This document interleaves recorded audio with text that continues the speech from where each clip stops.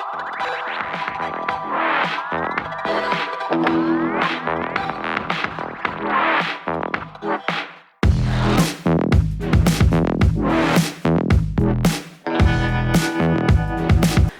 Students, welcome to your own channel the Indian chemist. This is Ashish और आज का topic है ionisation energy.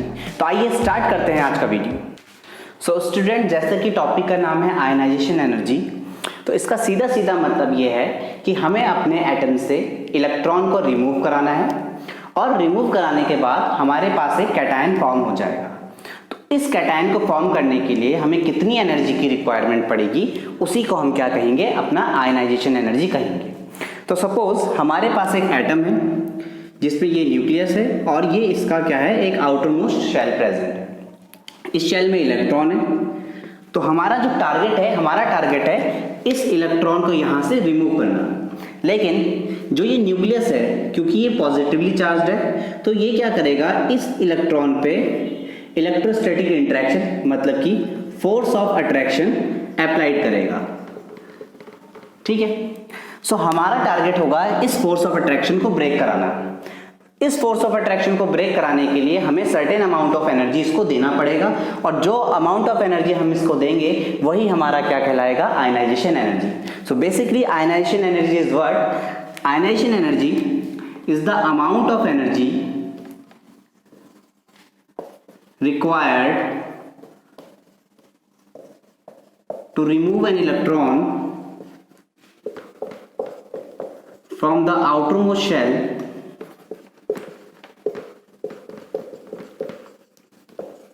of an isolated gaseous atom. Isolated gaseous atom.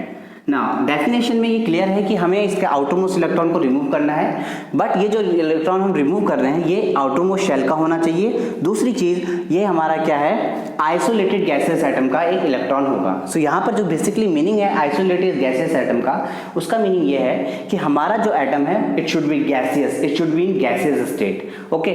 और gaseous state में like not N2, suppose हम nitrogen का कर रहे हैं तो ये N2 नहीं, हमें ये N की फॉर्म में चाहिए। सो सबसे पहले हमें इसका आइसोलेशन करना भी जरूरी है। So basically ionisation energy is the amount of energy required to remove an electron from the outermost shell of an isolated gaseous atom. अब आयनाइजेशन एनर्जी तो क्लियर हो गया, बट कैसे हम आयनाइजेशन एनर्जी को कैलकुलेट करेंगे? सो सपोज ये हमारे पास न्यूक्लियस है और जो हमारा जो इलेक्ट्रॉन है समहाउ वो इंफिनिटी पे लाई करता है। ठीक है। तो बेसिक कॉन्सेप्ट के अकॉर्डिंग हमें पता है जो एनर्जी होगी इंफिनिटी पे उसको हम E इंफिनिटी शो करते हैं और E इंफिनिटी की जो वैल्यू होती है वो होती है 0। So energy at infinity for a given electron will be 0। Now हम क्या करना चाहते हैं, हम चाहते हैं कि हम इस इंफिनिटी इलेक्ट्रॉन की एनर्जी नहीं, हम इस इलेक्ट्रॉन की एनर्जी निकालें जो लाई कर रहा है। सपोज n इक्वल टू 1 मतलब फर्स्ट सब शेल में लाई कर रहा है। तो अगर हमें इसकी आयनाइजेशन एनर्जी कैलकुलेट करनी है तो वो किस तरह से करेंगे? सो आयनाइजेशन एनर्जी को आप कैलकुलेट कर सकते हैं E इंफिनिटी माइनस E1। और अगर आप इसको n इक्वल टू 1 ना लेके आप इसको nth लेवल ही कंसिडर कर लें तो आप इसको क्या बताएंगे, that E infinity minus two En। सो एक चीज हमें जो पहले से पता है, द एनर्जी जो होती है किसी इलेक्ट्रॉन की किसी भी nth लेवल में it is given by minus 2 pi square m e⁴ upon n square upon h square. So basically यहाँ पे जो एनर्जी आती है किसी भी nth लेवल पे वो नेगेटिव होती है। ओके। सो E infinity already known 0 value minus ये जो वैल्यू है En की ये भी क्या आएगी, नेगेटिव। तो यहां से आपका जो ओवरऑल रिजल्ट रहेगा पॉजिटिव।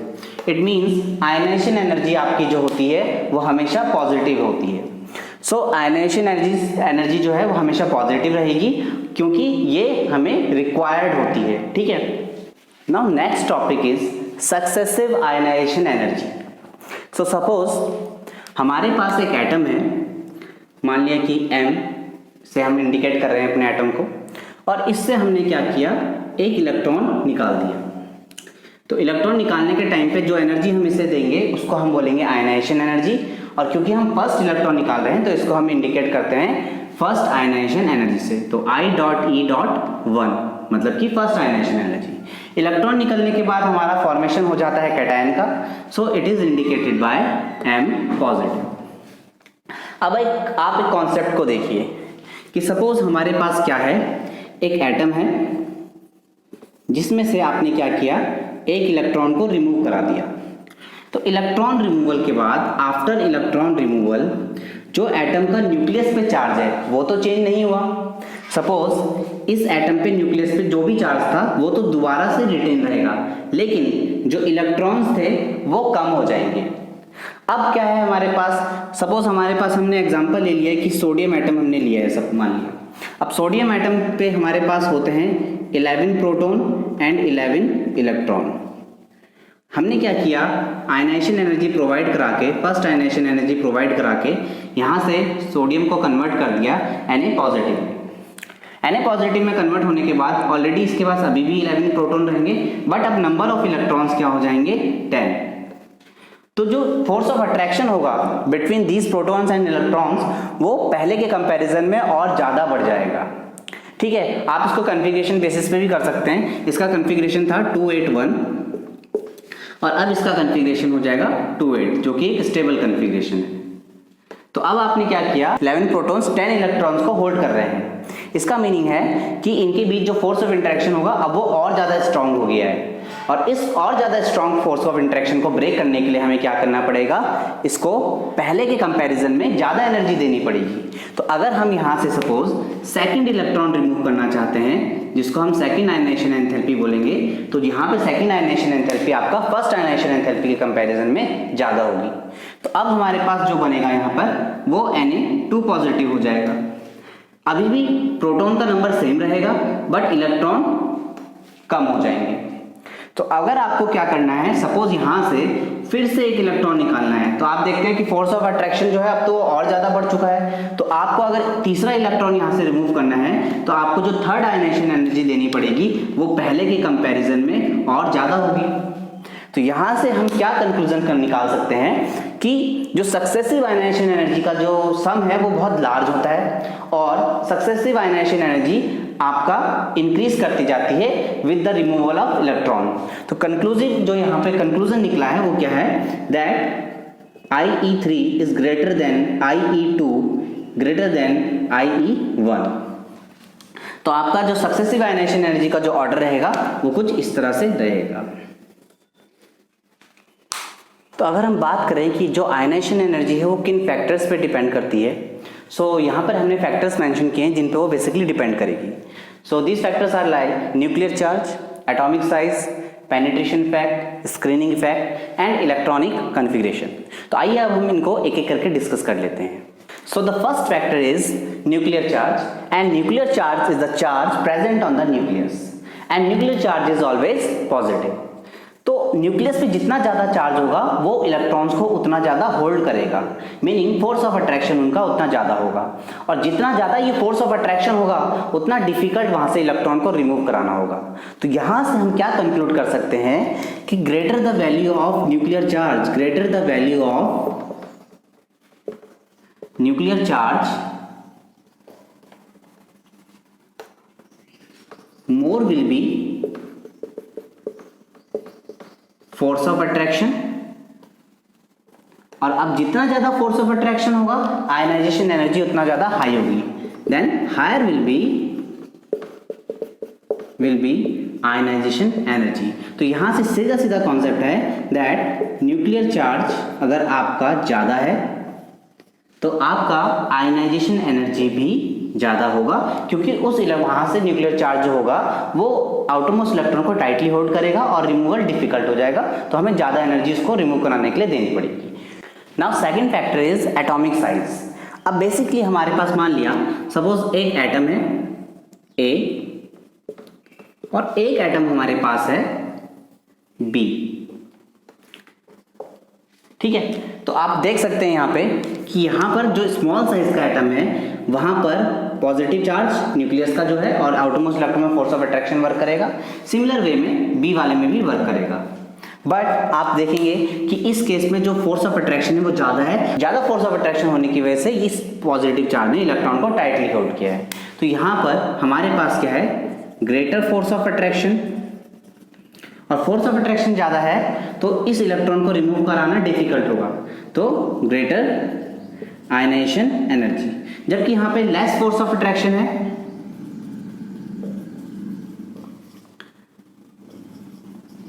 तो यहाँ पर जो आयनाइजेशन एनर्जी, जो एनर्जी इस इलेक्ट्रॉन को निकालने के लिए हमें चाहिए होगी वो भी कम चाहिए होगी, तो लेसर आयनाइजेशन एनर्जी। तो यहाँ से हम कंक्लूड कर सकते हैं कि अगर एटॉमिक साइज बड़ा है तो आयनाइजेशन एनर्जी की वैल्यू लो होगी, और अगर एटॉमिक साइज छोटा है तो आयनाइजेशन एनर्जी की वैल्यू ज़्यादा होगी।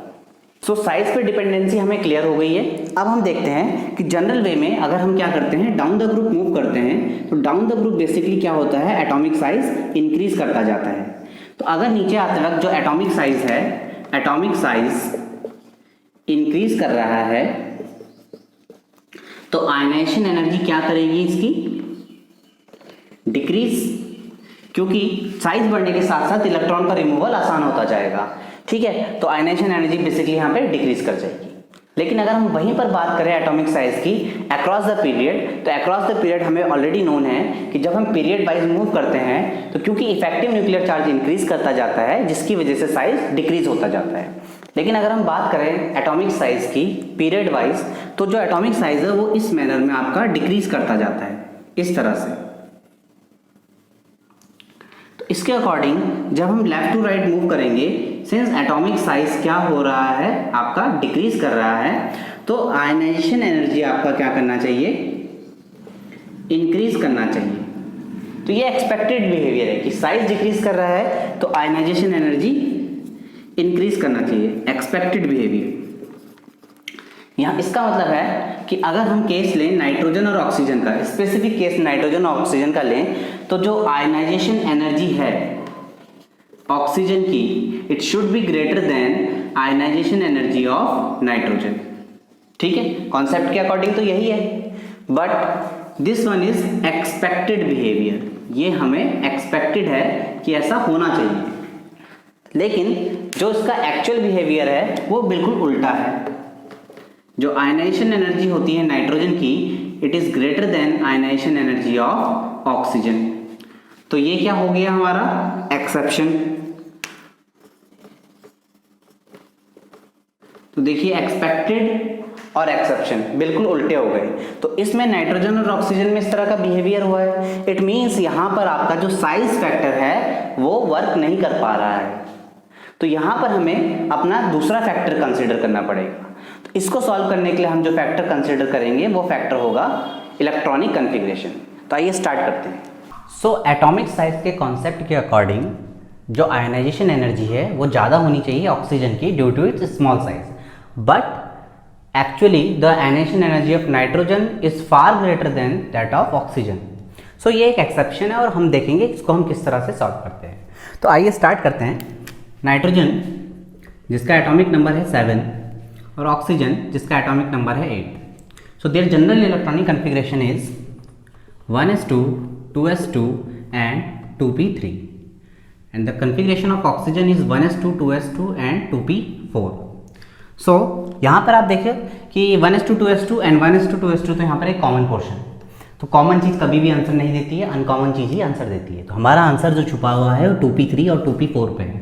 तो आइए स्टार्ट करते हैं इसको। 2p3, सो यहाँ पे हमने क्या किया, 2p सबशेल बना दिया है और 2p सबशेल में इतने 3 ऑर्बिटल्स प्रेजेंट है। 2p3 में मीनिंग हुंड्स रूल के अकॉर्डिंग इलेक्ट्रॉन फिलिंग करेंगे। सो एक एक इलेक्ट्रॉन सब में आ गया। अगर हम बात करें 2p4 वाले सिस्टम में, तो हुंड्स रूल के अकॉर्डिंग यहाँ पे भी फिलिंग किया। So first electron, second electron, third electron and fourth electron. तो अगर यहाँ पर आप देखें तो यहाँ पर तीनों ऑर्बिटल में सिमेट्रिकल डिस्ट्रीब्यूशन है, मीनिंग सबके पास एक एक इलेक्ट्रॉन प्रेजेंट है। जबकि यहाँ पर तीनों ऑर्बिटल में सिमेट्रिकल डिस्ट्रीब्यूशन नहीं है, एक ऑर्बिटल ऐसा है जहाँ पर एक इलेक्ट्रॉन एक्स्ट्रा है। तो अनपेयर्ड इलेक्ट्रॉन 2 में है और एक में पेयर्ड इलेक्ट्रॉन प्रेजेंट है। अब हाफ फील्ड है, मतलब कि यहाँ पर सिमेट्री है, और सिमेट्री जहाँ पर भी होती है वहाँ पर स्टेबिलिटी होती है। It means half field symmetrical configuration is extra stable configuration. So this configuration is extra stable.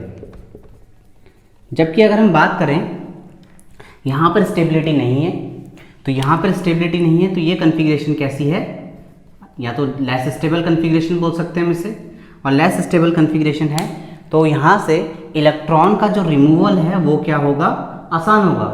Meaning removal of electron is easier. और अगर हम बात करें इस केस में तो यहाँ पे ज़्यादा स्टेबल होने की वजह से रिमूवल ऑफ इलेक्ट्रॉन क्या है, डिफिकल्ट है. तो removal of electron is difficult. It means अगर यहाँ से हमें इलेक्ट्रॉन रिमूव करना है तो हमें इस केस में ज़्यादा आयनाइजेशन एनर्जी देना पड़ेगा.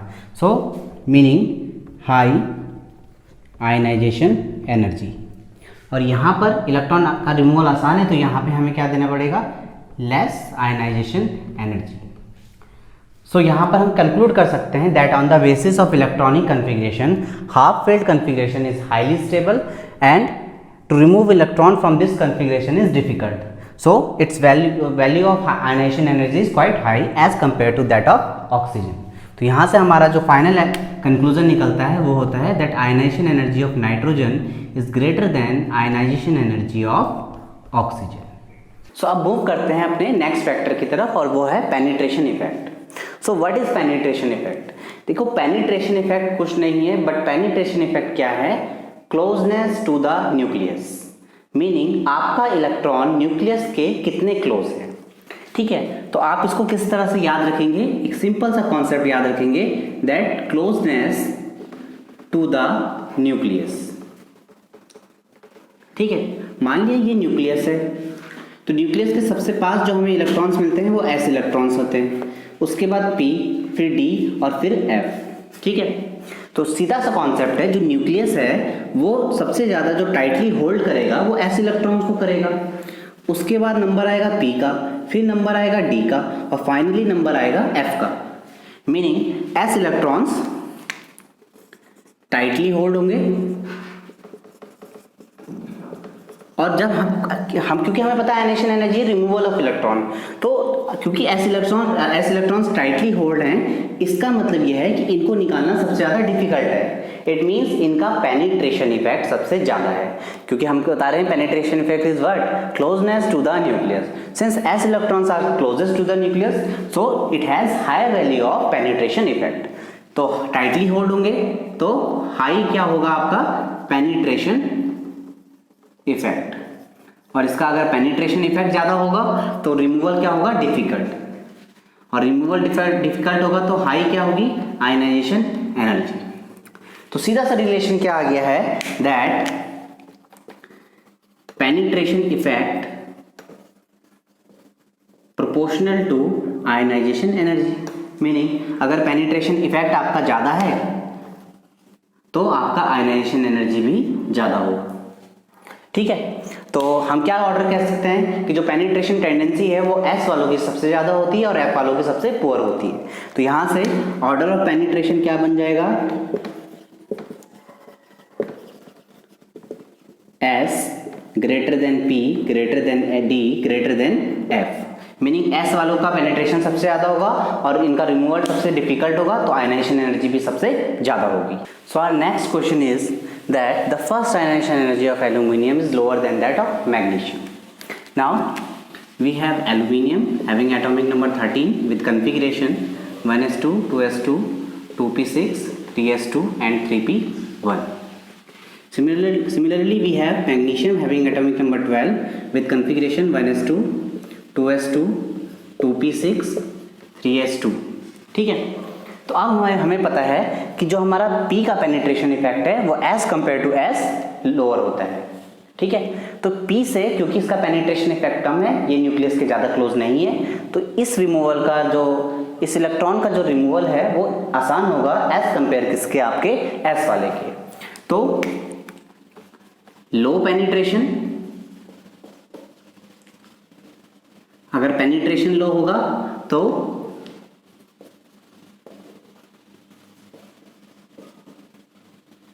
ईजियर रिमूवल होगा और अगर रिमूवल आसानी से होगा तो लो आयनाइजेशन एनर्जी इसकी होगी। On the other hand S वाले का जो पेनिट्रेशन है वो ज़्यादा है, तो large penetration value, since penetration large है तो हाई आयनाइजेशन एनर्जी, और अगर आयनाइजेशन एनर्जी हाई है, large penetration, difficult removal, and finally अगर रिमूव डिफिकल्टली हो रहा है तो आयनाइजेशन एनर्जी आपका हाई होगी, तो high ionization energy. So on the basis of penetration effect हम यहाँ पर इनको डिस्टिंग्विश कर सकते हैं that which one has higher value of ionization energy. So that's why we have magnesium has higher value of ionization energy as compare to aluminium. हम move कर रहे हैं इसके फाइनल फैक्टर पे जो कि है स्क्रीनिंग इफेक्ट। सो स्टूडेंट्स, मैं आपको पहले ही एक बात क्लियर कर दूं कि स्क्रीनिंग इफेक्ट और इफेक्टिव न्यूक्लियर चार्ज का जो लेटेस्ट लेक्चर हमने दिया है वो इससे पहले वाला लेक्चर ही है, तो आप इस टॉपिक को स्टार्ट करने से पहले एक बार उस लेक्चर को जरूर देख लें, जिससे आपका ये कॉन्सेप्ट बहुत ही आसानी से क्लियर हो जाए। तो आइए अब हम डिस्कस कर लेते हैं स्क्रीनिंग इफेक्ट को। सो बेसिकली स्क्रीनिंग इफेक्ट क्या है? यहाँ पर हमने एक एटम बनाया है जिसपे न्यूक्लियस प्रेजेंट है, ये इसका न्यूक्लियस है, और ये इसके क्या है इनर इलेक्ट्रॉन्स है जो कि हमने यहाँ पे शो किए हैं। ये हमारा आउटर मोस्ट इलेक्ट्रॉन है। सो अब होगा क्या, जो ये आउटर मोस्ट इलेक्ट्रॉन है ये इस न्यूक्लियस से फोर्स ऑफ अट्रैक्शन फील करेगा, फोर्स ऑफ अट्रैक्शन, और जो ये इनर इलेक्ट्रॉन्स है इनके साथ जो ये होगा फोर्स ऑफ रिपल्शन, मतलब कि रिपल्सिव फोर्स ये फील करेगा। तो ओवरऑल जो आउटर मोस्ट इलेक्ट्रॉन है वो दो तरह की फोर्स फील करने वाला है, एक है attractive force from the nucleus और एक है repulsive force from the inner electrons. Now जो यहाँ पर ये रिपल्सिव फोर्स वर्क करेगी आउटर मोस्ट इलेक्ट्रॉन्स के साथ, इसी को हम क्या कहते हैं, अपना स्क्रीनिंग इफेक्ट कहते हैं। तो हमारा जो स्क्रीनिंग इफेक्ट है वो क्या है, screening effect is the repulsive force experienced by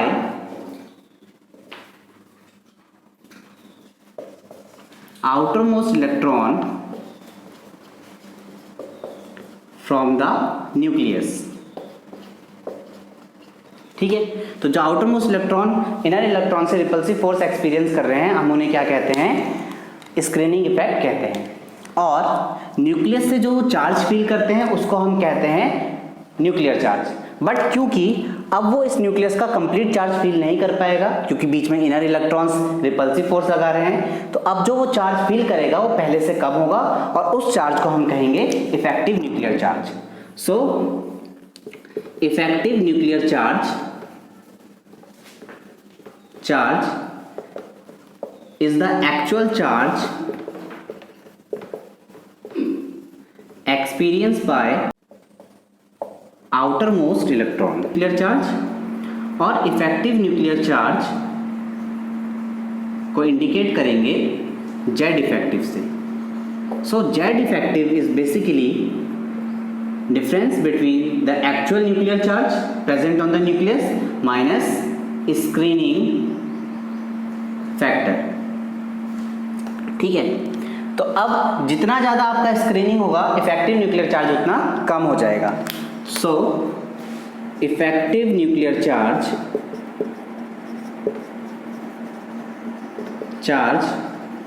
is inversely proportional to screening factor और स्क्रीनिंग इफेक्ट। तो जितना ज़्यादा स्क्रीनिंग फैक्टर होगा इफेक्टिव न्यूक्लियर चार्ज उतना कम होगा। इफेक्टिव न्यूक्लियर चार्ज क्या है, force of attraction between the nucleus and outer most electron.